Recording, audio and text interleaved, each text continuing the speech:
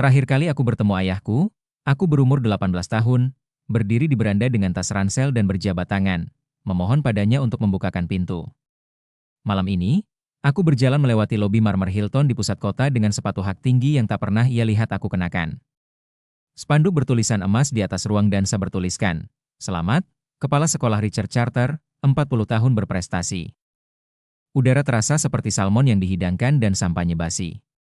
Di dalam, mereka bertepuk tangan, bersulang untuknya, menertawakan cerita-cerita yang telah kutulis.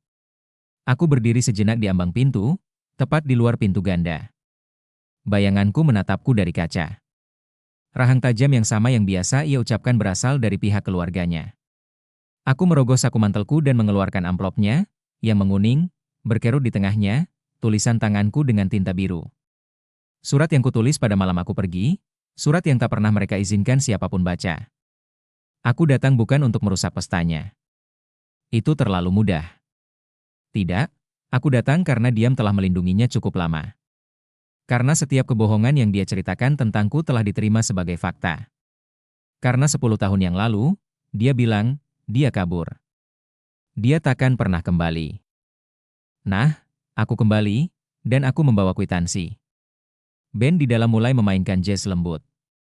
Isyaratku.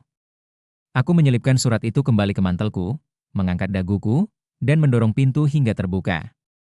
Orang-orang menoleh, wajah mereka berubah dari rasa ingin tahu yang sopan menjadi pengenalan yang membeku. Gelas-gelas berhenti di udara. Roti panggang berhenti di tengah kalimat, dan di tengah semuanya, berdiri di samping kolase foto raksasa berisi penghargaan siswa dan potret kelas yang tersenyum, adalah ayahku. Senyumnya lenyap begitu dia melihatku, dan aku langsung tersenyum balik. Dulu, ayahku menyebutku kebanggaan dan kebahagiaannya. Di acara makan malam dewan sekolah dan pertemuan orang tua guru, akulah gadis emasnya. Lagu perpisahan, kelas AP, solo seruling di konser musim dingin. Ia akan berjalan menyusuri lorong sekolahnya sambil menepuk bahuku, seolah akulah bukti kehebatannya. Itu Emilyku, calon pengacara. Mungkin Harvard, kalau mereka beruntung. Tapi di balik pintu tertutup, pujiannya punya aturan. Aku harus selalu tampil. Nilai di bawah A selalu dibungkam dan ditanggapi dingin. Jika aku melewatkan rapat OSIS untuk latihan, ia menyebutnya menyia-nyiakan potensi.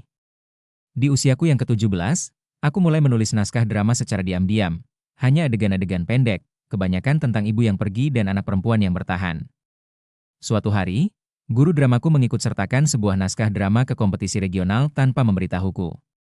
Aku menang. Juilliard mengirimiku email, beasiswa penuh untuk program intensif musim panas prakuliah mereka. Aku menunggu 2 hari untuk menunjukkannya kepada ayahku. Aku ingin liriknya tepat. Kami sedang duduk di meja dapur, makan spaghetti. Aku berkata, ini sandiwara, tapi serius. Ini nyata. Inilah yang kuinginkan. Dia tidak menatapku. Dia hanya memutar garpunya dan berkata, aku tidak membesarkanmu untuk mengejar mimpi. Lalu dia mendorong kursinya ke belakang dan meninggalkan meja. Keheningan setelah percakapan itu lebih dingin daripada hukuman apapun. Dia tidak berteriak. Dia tidak membantah. Dia hanya menghapus kemungkinan itu. Sejak hari itu, aku merasa seperti hidup dalam versi diriku yang lain. Saya terus berlatih diam-diam, di luar rumah. Saya mengisi fafsa saya sendiri. Saya bekerja shift di toko buku dengan nama yang berbeda, agar tidak muncul di pajaknya. Menjelang musim semi kelulusan, saya mendapat tugas asrama di New York dan tiket kereta. Saya meninggalkannya sepucuk surat, 1 halaman, tulisan tangan, aku mencintaimu. Aku butuh ruang untuk berpikir. Aku akan pulang suatu hari nanti. Saya pikir itu sudah cukup. Saya pikir dia akan marah, bahkan mungkin takut, tetapi saya tidak pernah membayangkan pria ini, yang dulu paling keras bersorak di konser saya, akan memilih untuk membakar seluruh jembatan daripada hanya menemui saya di tengah jalan. Saya kembali Minggu sore, seperti yang saya janjikan. Perjalanan pulang dengan kereta terasa sunyi. Saya terus membayangkan wajahnya, mungkin khawatir, mungkin melembut karena wajah ini. Saya berlatih apa yang akan saya katakan, maaf sudah membuatmu takut. Aku hanya butuh udara. Tapi aku tidak akan menyerah. Tetapi ketika saya berjalan ke teras depan, kunci saya tidak pas di pintu. Awalnya, kupikir macet. Ku goyang-goyangkan, ku coba lagi. Lalu kulihat lampu teras mati. Lampu itu selalu menyala kalau ada orang di rumah. Ku membunyikan bel, mengetuk, menunggu. Tidak ada apa-apa. Ku telepon-teleponnya, langsung ke pesan suara. Lalu ku coba telepon ibu. Juga mati. Saat itulah kulihat ke kanan dan melihatnya. Koperku, tertata rapi di samping ayunan teras, berit sleting, diberi label, seperti sumbangan yang terlupakan. Di atasnya ada kantong plastik berisi akta kelahiran, kartu jaminan sosial, dan secari kertas post-it kuning. Kamu sudah menentukan pilihan. Semoga berhasil. Tanganku terasa dingin. Aku duduk di tangga selama berjam-jam. Aku tak henti-hentinya menatap pintu, seolah-olah kalau ku kedipkan mata, pintu itu akan terbuka. Ternyata tidak pernah. Para tetangga lewat dengan anjing-anjing mereka, dan kulihat di mata mereka. Kasihan, jijik, penegasan. Mereka tahu 2 hari kemudian, saya terduduk di sofa teman saya, Leah, dan masuk ke Facebook. Dan di sana, sebuah status dari bibi saya, diunggah di hari yang sama ketika saya pergi. Mohon doakan keluarga kami. Emily telah melarikan diri. Dia meninggalkan pesan kebencian, dan kami khawatir dia bersama seseorang yang berbahaya. Komentarnya tak ada habisnya. Turut berduka cita, kami berdoa. Dia selalu tampak gelisah. Anak-anak zaman sekarang. Dia membuatnya seolah-olah saya melarikan diri dengan pria yang lebih tua, bahwa saya pergi dalam keadaan marah, bahwa saya tidak stabil. Ibu saya memblokir nomor telepon saya. Guru drama saya berhenti membalas email. Seminggu kemudian, penerimaan kuliah saya dibatalkan setelah transkrip saya dinyatakan tidak lengkap. Saya tidak hanya ditinggalkan. Saya telah menghilang. Dan tak seorang pun yang pernah menyebut diri mereka keluarga, pernah bertanya kepada saya apa yang sebenarnya terjadi. Malam pertama tidur di sofa Leah, aku menangis di balik hoodie yang kupakai sebagai bantal. Di malam ketiga, aku belajar menangis tanpa bersuara. Aku mendapat pekerjaan sebagai pelayan di restoran 24 jam di Sixth Street. Shift malam, kebanyakan, tempat di mana kopi tak pernah habis dan tak ada yang bertanya kenapa mata bengkak. Aku mengepel lantai, mengambil shift ganda, dan mendaftar kuliah di community college dengan skema pembayaran. Tak ada keluarga, tak ada Fafsa, tak ada dukungan, hanya aku, laptop bekas, dan rekening bank yang tak pernah lebih dari $50 selama lebih dari 2 hari. Aku menundukkan kepala, tak memberitahu siapapun asalku. Ketika orang-orang bertanya tentang orang tuaku, aku menjawab, mereka di timur. Secara teknis memang benar. Secara emosional, mereka telah tiada. Yang lebih menyakitkan daripada keheningan adalah betapa mudahnya bagi semua orang untuk percaya bahwa aku tak ada lagi. Tak ada yang datang mencari. Tak ada yang mengunggah foto menanyakan apakah aku baik-baik saja. Rasanya seperti aku tak pernah menjadi bagian dari kisah mereka sejak awal, namun sedikit demi sedikit, saya membangun sesuatu. Saya mengikuti kelas akting di malam hari, belajar teknik pencahayaan di akhir pekan untuk pertunjukan di luar Broadway. Akhirnya, seseorang membaca monolog yang saya tulis dan berkata, "Ini bukan hanya bagus, ini milikmu." Saya menulis pertunjukan tunggal berjudul Inheritance. Pertunjukan itu tentang seorang gadis yang dihapus oleh keluarganya sendiri. Pertunjukan itu berlangsung 3 malam di sebuah teater kotak hitam di Brooklyn. Hanya 10 orang yang datang, tetapi salah satunya adalah kolumnis dari New York Times yang sedang mengerjakan artikel tentang keterasingan. Ia meminta untuk mewawancarai saya. Saya setuju. Artikel itu berjudul, "Apa yang kita tinggalkan saat kita meninggalkan rumah." Nama ayah saya tidak pernah disebutkan, tetapi saya tahu dia membacanya karena 3 hari setelah diterbitkan, seseorang mencoba mengatur ulang kata sandi email saya. Saya tidak gentar. Saat itu, saya telah pindah ke apartemen kecil milik saya sendiri. Saya punya teman-teman yang tahu kisah nyata saya, kehidupan yang saya bangun bata demi bata. Dan tetap saja, kesunyian dari rumah tetap menjadi suara terkeras dalam hidup saya, berawal dari pesan Facebook dari sepupuku, Mia. Kami tak pernah berbincang sejak aku berumur 17 tahun. Dia selalu liar, rambutnya pirang memutih, melanggar jam malam, dan lebih sering dihukum daripada bebas. Tapi malam itu, dia hanya mengirim 6 kata. Aku menemukan sesuatu. Ini tentangmu. Aku tidak langsung membalas. Aku menatap layar, seperti hantu. 3 hari kemudian, rasa ingin tahu mengalahkan pertahanan diri. Aku meneleponnya. Suaranya serak. Maaf, aku tak pernah menghubungimu. Aku percaya apa yang mereka katakan. Kita semua percaya. Dia bercerita bahwa dia sedang membantu ayahnya membersihkan loteng mereka. Kotak-kotak berisi SPT lama, dekorasi liburan berjamur, barang-barang bekas dari masa ibunya mengajar taman kanak-kanak. Di dasar salah satu kotak, terbungkus kantong ziplock, terdapat sebuah amplop tertutup. Di amplop itu tertera namaku, tulisan tanganku, tinta biru, tulisan kursif miring yang sudah bertahun-tahun tak kupakai. Dia membukanya, membacanya, dan menyadari semua yang diceritakan kepadanya adalah kebohongan. Aku mencintaimu. Aku butuh ruang. Aku akan kembali hari Minggu. Tak ada amarah, tak ada ancaman, tak ada kehilangan, hanya seorang remaja berusia 18 tahun yang ketakutan dan penuh hormat meminta waktu. Mia bilang ayahnya mencoba berpura-pura. Oh, itu hal lama. Tapi Mia tahu. Ayahnya tahu. Mereka semua tahu. Ayahku tidak hanya berbohong. Dia mengambil kebenaran, kata-kataku yang sebenarnya, dan menyembunyikannya di loteng berdebu, seperti sesuatu yang memalukan. Lalu dia menggantinya dengan versi yang membuatnya menjadi korban. Malam itu, Mia mengirimi saya salinan pindaian surat itu melalui email. Saya mencetaknya, merapikan lipatannya, dan menatapnya lama. Rasanya seperti menemukan potongan puzzle terakhir dari kehidupan yang telah saya lupakan karena efek gaslighting. Tak lama kemudian, undangan pesta pensiun tersebar di media sosial. Perayaan besar, dewan sekolah setempat, guru, keluarga, tokoh masyarakat, sebuah penghormatan atas warisan integritas. Saya tidak menangis ketika melihatnya. Saya tidak berteriak. Saya hanya menatap surat di tangan saya dan berpikir, kau mengubur kebenaran. Aku akan menggalinya kembali di depan semua orang. Saya tidak langsung memutuskan. Surat itu teronggok di meja saya selama seminggu, di samping lilin yang padam dan secangkir kopi dingin yang tak pernah saya minum.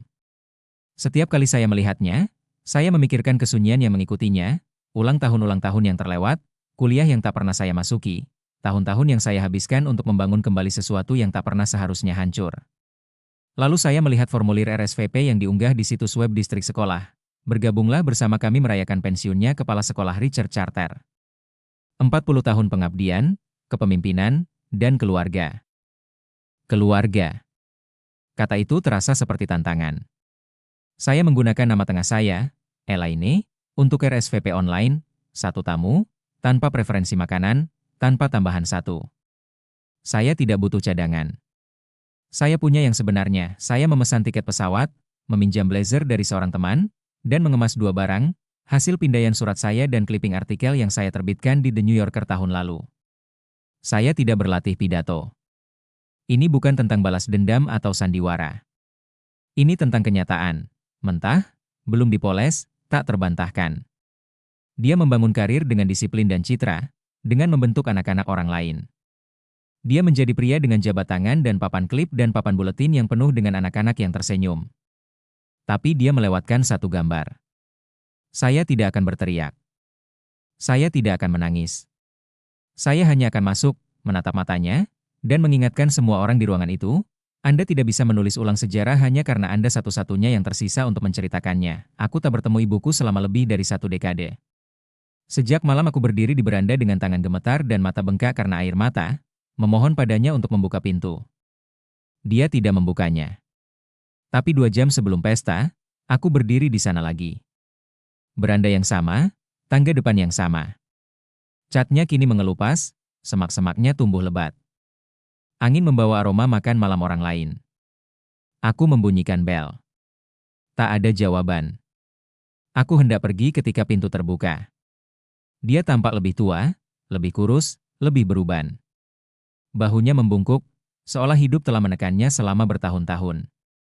Matanya menatapku, dan sesaat, aku melihat sesuatu berkelebat. Pengenalan, rasa bersalah, lega. Dia berbisik, Emily, seolah nama itu menyayat tenggorokannya. Aku bertanya satu hal, tahukah kau? Dia tak bertanya apa maksudku. Dia tak perlu bertanya. Dia melangkah keluar, melilitkan kardigannya erat-erat di dadanya, dan duduk di ayunan beranda. Aku berdiri. Aku harus berdiri. Ketemu suratnya, kataku. Yang asli. yang kutulis sebelum aku pulang. Yang dia sembunyikan. Dia memejamkan mata, mengangguk pelan dan tanpa suara. Aku ingin mengejarmu, katanya. Sungguh. Kenapa kau tidak? Dia menatap ke arah jalan.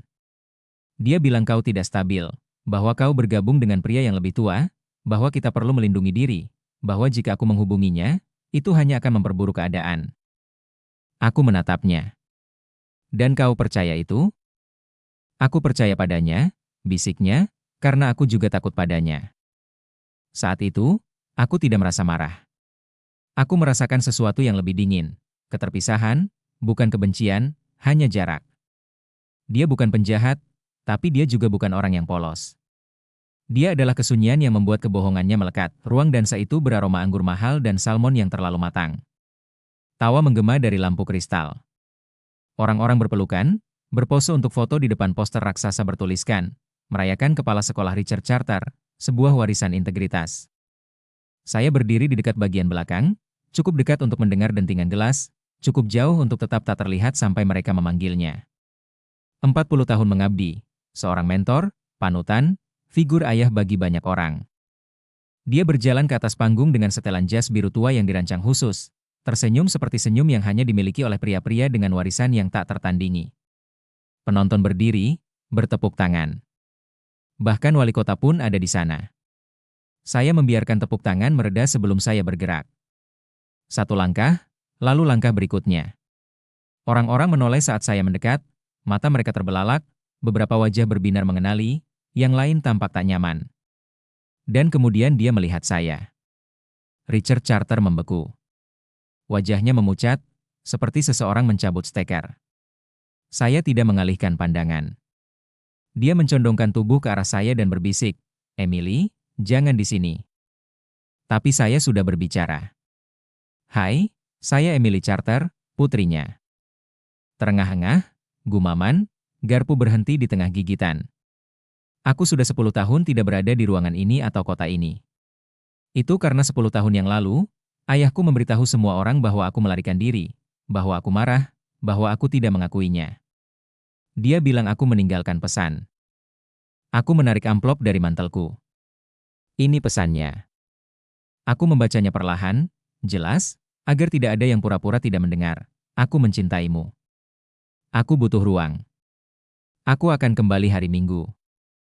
Aku memandang kerumunan, wajah-wajah yang familiar, guru-guru, tetangga, mantan kepala sekolahku. Apakah itu terdengar seperti seseorang yang melarikan diri? Keheningan. Jenis yang merasuk ke tulang punggung. Kemudian, kursi-kursi bergeser, tatapan gelisah. Beberapa orang menatap Richard. Seorang wanita menutup mulutnya. Dia melangkah maju. "Emily, itu bukan cerita lengkapnya." Aku mengangkat tangan. "Jangan. Kau menceritakan kisah itu selama 10 tahun. Ini ceritaku." Sebuah suara dari kerumunan, "Apakah itu sebabnya dia menghilang?" Yang lain, "Aku ingat berdoa untuknya." Lalu Mia berdiri. Ia memegang ponsel yang menampilkan pindaian surat aslinya. Dia menyembunyikannya, katanya.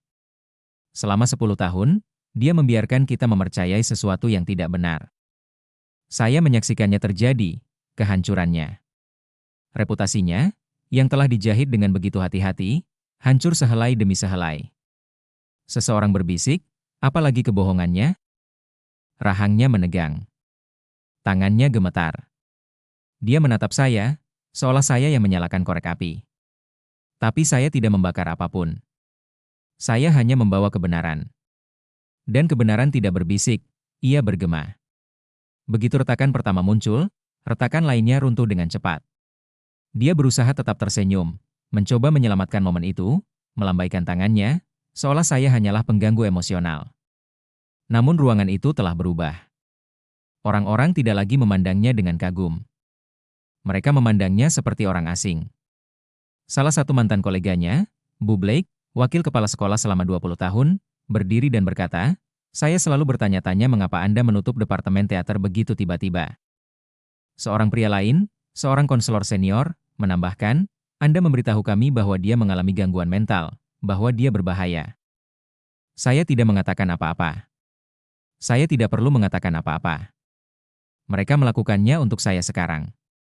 Bahkan kepala sekolah, yang baru saja bersulang untuknya 10 menit sebelumnya, mundur dari podium dan melipat tangannya. Ia juga tidak tersenyum. Lalu seseorang di dekat belakang berkata, "Cukup keras agar semua orang bisa mendengarnya, kau membuatnya menghilang untuk melindungi citramu." Ayahku tidak berbicara. Ia melihat sekeliling ruangan dan menyadari bahwa kerajaan yang ia bangun bukanlah terbuat dari batu bata. Itu terbuat dari keyakinan yang dipinjam. Dan keyakinan, sekali retak, tidak akan bertahan lama. Akhirnya ia mundur dari mikrofon. Tanpa permintaan maaf, tanpa penjelasan, hanya diam kembali ke mejanya, di mana bahkan ibuku menolak untuk menatap matanya. Tayangan selide terus diputar di belakangnya. Foto-foto pameran sains, jabat tangan wisuda, upacara penghargaan. Tapi tak seorang pun menonton lagi karena ceritanya telah berubah. Begitu pula pria itu. Aku tak tinggal untuk kue. Sementara orang-orang berbisik dan piring-piring dibersihkan dalam diam, aku menyelinap keluar dari pintu samping dan melangkah ke udara malam yang sejuk. Langit berwarna biru tua, dan untuk pertama kalinya setelah bertahun-tahun, aku merasa bisa bernapas hingga ke tulang rusukku. Mia menyusul beberapa menit kemudian. Ia tidak langsung berkata apa-apa. Ia hanya berdiri di sampingku di pinggir jalan, seolah kami sedang menunggu bus yang tak kunjung datang. Akhirnya, ia berkata, "Kau berani." Aku menggeleng. Tidak, aku terlambat. Kami berdiri di sana dengan tenang, dengungan lalu lintas di latar belakang, suara gala redup di balik dinding hotel yang tebal. Rasanya seperti berdiri di luar pemakaman, hanya saja tak ada yang meninggal. Mereka baru saja dilihat sebagaimana siapa mereka sebenarnya. Kurasa bertahun-tahun aku hanya ingin seseorang mempercayaiku, kataku. Dan aku sadar aku tak butuh kepercayaan. Aku butuh kesunyian untuk berhenti. Mia mengangguk. Kau yang mengakhirinya. Tidak, jawabku. Aku yang merebutnya kembali. Aku menatap amplop di tanganku. Surat yang tak pernah dimaksudkan untuk hilang. Kata-kata yang tak pernah dimaksudkan untuk dikubur. Aku tak perlu menyerahkannya kepada siapapun. Aku tak butuh ayahku untuk membacanya.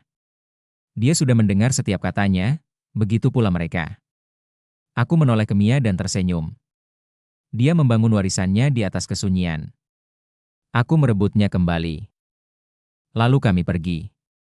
Bukan sebagai orang buangan, bukan sebagai korban, melainkan sebagai perempuan yang tak lagi hidup dalam kisah orang lain.